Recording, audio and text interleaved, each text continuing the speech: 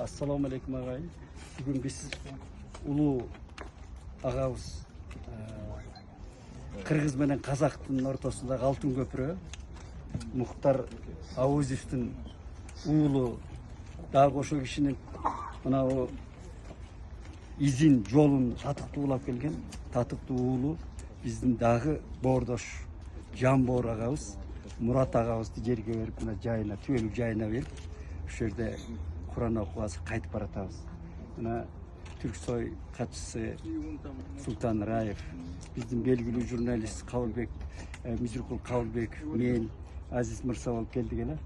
Жаткан жер жайлуу болсун. Биз бул кишилер биз үчүн жана Султан Мырза айткандай үлгү.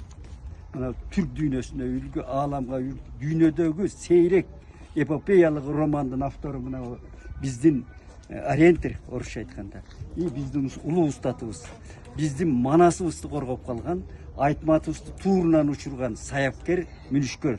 Ушул кишилердин арбагы ыраазы болсун, жалпы элибиз аман болсун дейли. Казак кыргыздын бир туугандыгы, достугу, боордоштугу уланат. Дайыма бул кишилер биздин жаныбызда, биздин эсибизде, дуабызда болот. Амин.